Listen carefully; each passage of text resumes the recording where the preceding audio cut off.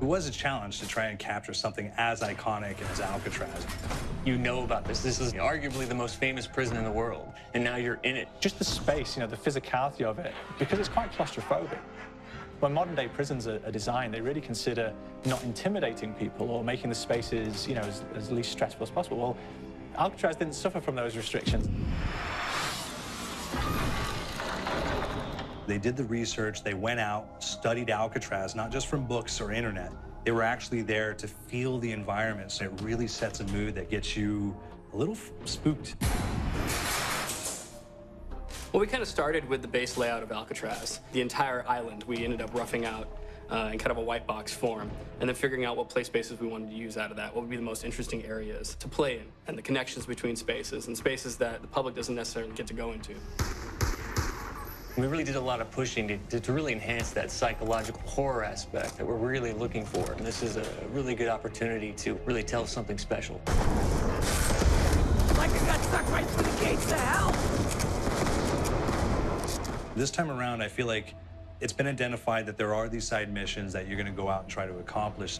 Al and the rest of the groups put together this escape plan, but the point is to get the parts and assemble this plane so they can get off the island. We did something new for the first time. We have actually contextual music that goes off. So that's a first for zombies. And it's all based around this horror thriller aspect. Every location will have a specific stinger that you hear when you find it, when you discover it, when you start unraveling the story. We start building on the music that you're hearing, and it's really enhancing that experience and going along with it in parallel.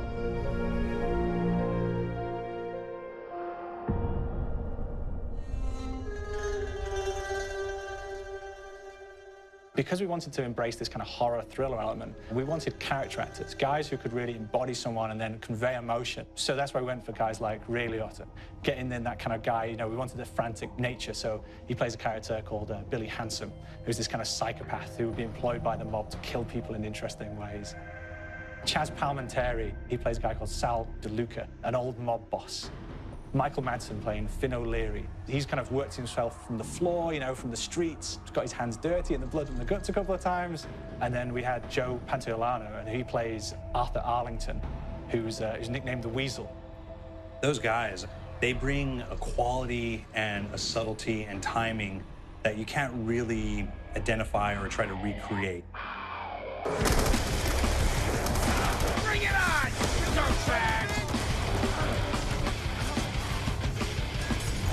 You start off in the afterlife mode, and that's just going to be what's going on. You're going to try to solve the mystery from the second you start.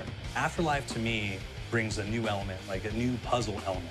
It forces me to think a little bit more or look for the clues or kind of think of zombies on a slightly deeper level.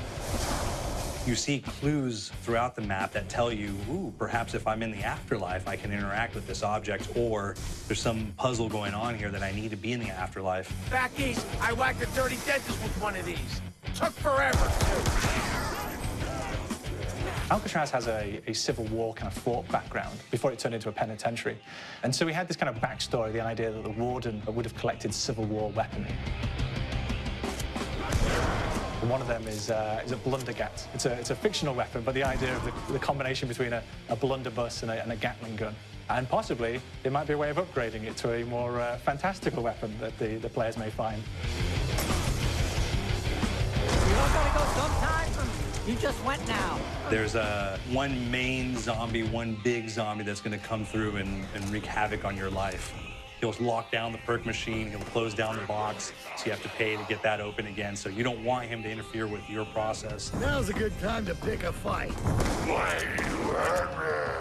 It's a fun challenge. It keeps things moving forward. In terms of perks, we have a new perk called Electric Cherry. When you reload, it gives a shock around, which scales over time. I was asking for it, greaseball. There's so much to experience in this map. Every time I play it, there's a new tactic to take, a new experience, a new objective to go for. But there's also this layer of things that we aren't exactly exposing to the players right off the bat and will need to be discovered. Don't let me go. Is it the calling we hear?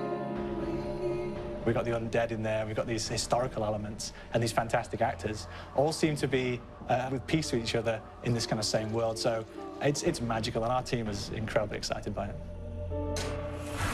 This is the call.